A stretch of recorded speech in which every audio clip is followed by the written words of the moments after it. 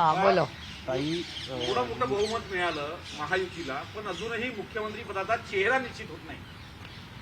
मला काय आश्चर्य वाटत नाही, कारण मला एक आश्चर्य एकाच गोष्टीचं वाटतं की एवढं मोठं बहुमत मिळाल्यानंतर पहिला निर्णय असा होतो की दुधाचा भाव 3 रुपयांनी शेतकऱ्यांना जे 3 रुपये मिळणार होते त्याच्यात कपात केलेली आहे. ही पहिलीच बातमी तुमच्या सगळ्या चॅनलवर आली. आणि ज्यांनी एवढा विश्वासाच्या नात्यांनी जर त्यांना मतदान दिलं असेल तर पहिला घणाघात त्यांनी खुणाचा गेला तर गरीब कष्ट करणाऱ्या देशाच्या शेतकऱ्याचा. आणि निर्णय म्हणजे पार्टी विथ अ डिफरन्स वगैरे भारतीय जनता पक्ष स्वतःला म्हणायचा नेहमी. आता त्यांनी जे एवढे इफेक्टिव्ह असतात ते किती कॅज्युअल अप्रोच आहे. महाराष्ट्रासारखं एवढं मोठं राज्य, महत्वाचं राज्य, त्याच्यात एवढं अग्रेरियन क्रायसिस चाललेलं आहे, अशा ठिकाणी मुख्यमंत्री एवढं मोठं बहुमत असताना अशी काय अडचण येते की मुख्यमंत्र्याचा तो निर्णय घेऊ शकत नाही. म्हणजे हे कुणाच्याही बुद्धिमत्तेच्या बाहेरचं आहे किंवा लॉजिकच्या बाहेरचं आहे. आज दिवसभरात असा अपडेट आलेला आहे की शिंदेंना कुठलाही शब्द दिलेला नव्हता असं महायुतीचे नेतेच म्हणतायत स्वतः. हो, पण तो त्यांचा अंतर्गत प्रश्न असेल ना. आता कोणी कोणाला काय शब्द दिला, कोणी फिरवला, आता देव जाणे. कारण तुम्हाला आठवत असेल 2019 मध्ये उद्धवजी हेच सांगत होते. म्हणजे योगायोग बघा की 2019 मध्ये जसं कमिटमेंटचा इश्यू झालाय तसाच 24 मध्ये झालाय. हे खूप इंटरेस्टिंग आहे. पण दरवेळी महत्वाचा हात होते. भाजप सत्ता स्थापन करत असताना कायम अडचण येते. मग 14 साली पण अडचण आली, 19ला पण आली, 24ला पण येते. दरवेळी असं का होतं, काय वाटतं? भारतीय जनता पक्षाच्या मित्र पक्षांनी याचं उत्तर दिलं पाहिजे ना, मी कसं देणार. यावेळेस हा प्रश्न निर्माण झाला आहे की शब्द दिला नव्हता भाजपचे नेते म्हणतात, मात्र शिंदे यांच्या वतीनं कोणताही नेता म्हणत नाही की आम्हाला शब्द दिला नाही म्हणून. त्याच्यामुळे असं सांगितलं की प्रॉमिस दिला आहे तर आम्हाला खात्री आहे की भाजप हा प्रॉमिस पूर्ण. हो, पण मग 19 मध्ये उद्धवजी हेच म्हणत होते ना. म्हणजे जणू का टर्न बॅक द क्लॉक. तुम्ही 5 वर्षाचे आधीचे दिवस आठवतायत मला. उद्धवजी हेच वारंवार सांगत होते. 2019 मध्ये त्यांची जेव्हा युती तुटली ती ह्याच्यावरच तुटली ना. कारण का उद्धवजी सारखं म्हणत होते की मला शब्द दिला होता आणि भारतीय जनता पक्ष नाही म्हणत होती. आता तीच परिस्थिती पुन्हा झाली आहे. मी तुमच्याच सगळ्या चॅनलवर, कारण का शेवटी शिंदे साहेबांच्याच चेहऱ्यावर झालं ना सगळं.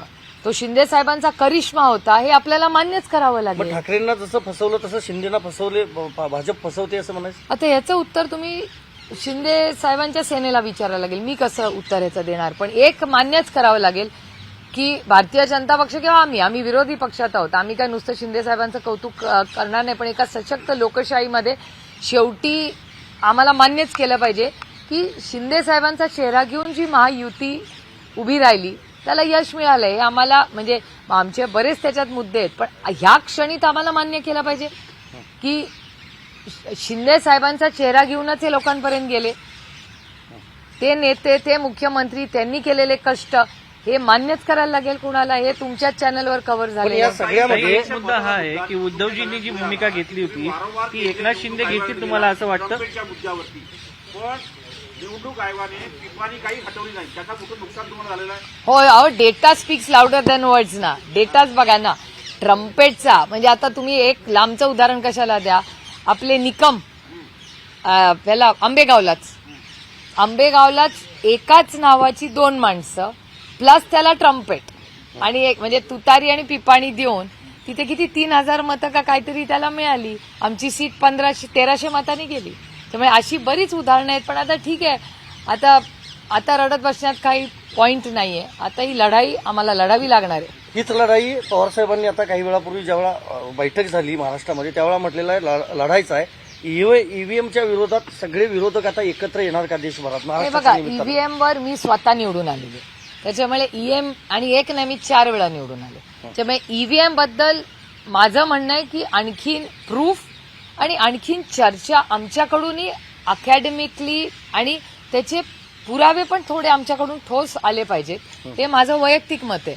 आणि जे मला येतंय सातत्याने मला फील्डवरनं ते धक्कादायक आहे. त्याच्यामुळे मलाही असं मनात कुठेतरी आता भीती वाटायला लागली आहे की हो रे बाबा, आपण एवढा विश्वास ते ईव्हीएमवर टाकला तर आपलं काही चुकतंय का, अशी एक भावना मनात यायला लागलीच आहे ना.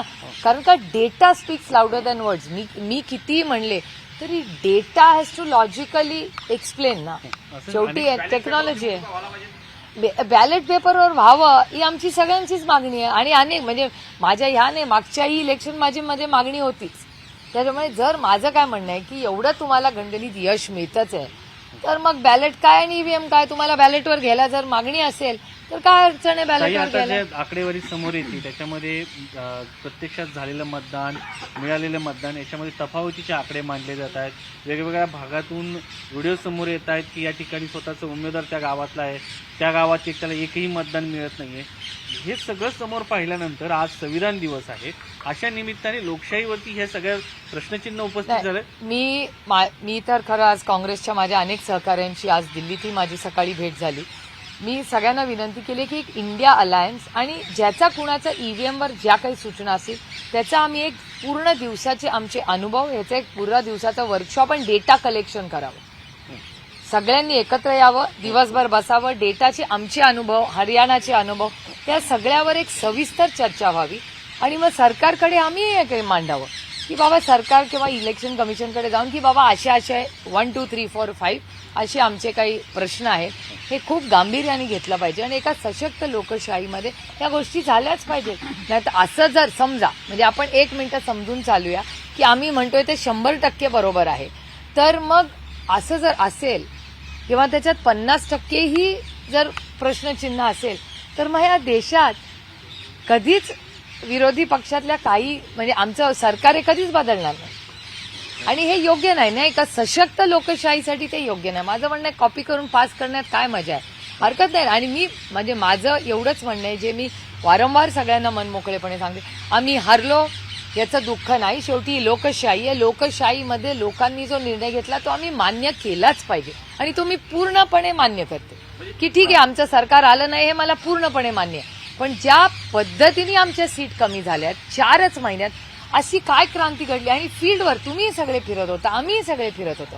म्हणजे असं नाहीये ना की तुमचं काहीतरी वेगळं मत होतं, माझं काहीतरी वेगळं मत आहे. फील्डवर आपण सगळे होतो आणि आमचे इतके कमी येणं जेव्हा म्हणजे जेवढ्या आम्ही हिशोबाला आमचाच हिशोब धरा, बाकीच्याच्या घरात कशाला बघायचं. आम्ही 10 सीट जिंकलो म्हणजे 60 आमदारवरनं 80 25 सीटला आम्हाला पडलेली मतं, आम्हाला पडलेल्या ज्या गॅप्स आहेत त्या सगळ्यामध्ये असं प्रश्नचिन्ह होतंच ना की असं काय मोठं एवढं झालं की एवढा मोठा स्विंग झाला. त्यामुळे मनात असं वाटतंच की आम्ही हरलो, आम्ही सत्तेमध्ये नाही, ह्याच्याबद्दल मला अजिबात दुःख नाही. मी प्रांजळपणे सांगते की आम्हाला हे मान्य केलंच पाहिजे, पण इतक्या कमी आमचा नंबर येईल ह्याच्यावर माझा आजही विश्वास नाही. बरं, दुसरी गोष्ट, आता मुख्यमंत्री पदाबद्दल जी सगळी चर्चा चालू आहे यामध्ये दादा सायलेंट आहेत. उपमुख्यमंत्रीपद फिक्स आहे, दादांना माहिती आहे म्हणून ते प्रयत्न कर, याबद्दल तुमचं मत काय? नाही माझं काय नाही बदल. हे बघा, एक तर आता दुसरे के घर में क्यों झाको हम लोग. आता इलेक्शन झालेलं आहे, आता जो काही निर्णय आलेला आहे, आम्हाला आमची संघटना बांधणी, आमचा विचार, छत्रपतींचा विचार, शाहू फुले आंबेडकरांचा विचार. म्हणजे आता तुम्ही साधीच गोष्ट बघा, परवा कराडला एवढा सत्तेतून लोक आले, एवढे लोक त्या भागातून, भारतीय जनता पक्षाला एवढं मोठं यश आलं, सेनेला, शिंदेच्या सेनेला एवढं यश आलं.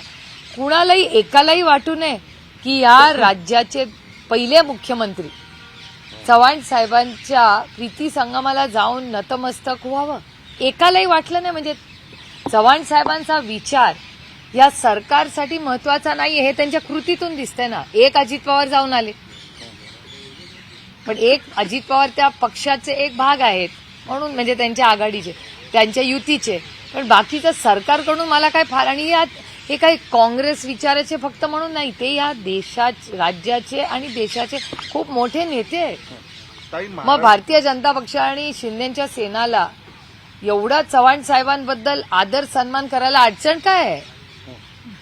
ताई, एक जनताचा प्रश्न असा आहे, जनताने आपलं एक तुम्हाला वाटतंय का? म्हणजे कुठेतरी एक स्टेबल बहुमत दिलंय, मी तुम्हाला खरं सांगू का, तरी सुद्धा इन्स्टेबिलिटी दिसते पॉलिटिकल. तो त्यांच्या अंतर्गत कॉन्फ्लिक्ट अँड अँबिशन्समुळे ना. पण मला विचाराल तर आज भारतीय जनता पक्ष स्वतःच्या हिमतीवर पण सरकार करू शकतो. 150 त्यांचे आणि त्यांचे छोटे इंडिपेंडन्स आहेतच, त्यामुळे भारतीय जनता पक्षाला आतापर्यंत सरकार करून कामाला लागायला काहीच हरकत नव्हती आणि त्यांचं नेहमी असर्टिव्ह असतं, अरे तुम्ही लोक वेळ लावता, आता ते का वेळ लावतायत? त्यांना तर एवढं मोठं बहुमत मिळालं आणि भारतीय जनता पक्षाला मित्र पक्षाची पण गरज नाहीये. नांदेडमध्ये 6ही विधानसभामध्ये काँग्रेस पराभूत झाली आणि नांदेड लोकसभा निवडणुकीमध्ये काँग्रेस विजयी झाली. काय वाटतं, सरकार कॉपी करून पास झालं का? हे बघा, मी तुम्हाला खरं सांगू, आता परत ते सगळे मला म्हणतील ओ सुप्रिया सुळेंचा रडीचा डाव वगैरे. मी रडीचा डाव कधी केला नाही, मी कॉपी करून कधी पास झालेले नाही. त्याच्यामुळे माझं एकच वारंवार मत आहे की या सगळ्याचा आम्ही पुढच्या dust has to settle down. आत्ताच इलेक्शन झाले, अनेक आरोप प्रत्यारोप झालेले आहेत, या सगळ्याचा सायंटिफिक अभ्यास झाला पाहिजे, या मताची मी आहे. सगळा जो डेटा वारंवार जे व्हिडिओज येत आहेत याचा सगळ्याचा अभ्यास झाला पाहिजे. त्याच्यातून पुढच्या 1, 2, 4, 5 दिवसात आम्ही आमचे मित्रपक्ष आणि सगळेच कॅन्डिडेट्स त्यांचे अनुभव आणि डेटा ड्रिव्हन, नुसते मी कधीच विरोधात आहे म्हणून उगाच खोटे नाटे, त्यांच्यासारखी मला सवय नाही खोटे नाटे आरोप करत बसायची, पण त्याच्यामुळे ह्या सगळ्याचा एक अकॅडमिक सायंटिफिक अभ्यास व्हावा या मताची मी आहे. मॅम, जनताने एकच मिनिट, जनताने एक मॅन्डेट दिला आहे. आजच जुनी महाराष्ट्र असेंब्ली डिझॉल्व्ह झाली आहे. इतके दिवस झाले, जनताने मॅन्डेट फॉर अ रिझन दिलं, स्टेबिलिटी आणायला, पण अजून पण सिच्युएशन व्हॉलेटाईल आहे, काहीच फिक्स नाहीये. जनताला हा अगेन कुठे ना कुठे धोका किंवा हे आहे का? तुमच्या प्रश्नाचंच माझं उत्तर आहे ना. आज पत्रकारांना ज्या भारतीय जनता पक्षाला एवढं असर्टिव्ह आणि 133+ त्यांचे 12-15 लोक त्यांचे मित्रपक्ष, म्हणजे हे 2 मोठे मित्रपक्ष आमच्याकडून तोडून नेलेल्यांचं मी बोलत नाहीये, मी फक्त त्यांचे म्हणते. तेच 150 कोणी त्यांना थांबवलंय सरकार बनवायला? आम्ही त्यांच्या जागेवर असतो तर शपथविधी घेऊन कामाला लागलो असतो, कारण का आज राज्याला कामाची गरज आहे. महागाई, बेरोजगारी, भ्रष्टाचार, सोयाबीन, कपास, दुधाचा भाव, हे सगळे एवढी मोठं राज्याच्या मोठी आव्हानं असताना किती कॅज्युअल त्यांचा अप्रोच आहे. दुर्दैव आहे गोपीचंद पडळकर हे म्हणतात, सिरियसली घेत नाहीत त्यांचं काम. साहेबांचा अध्याय संपलाय, निवृत्ती घ्यावी पवार साहेबांनी, असं.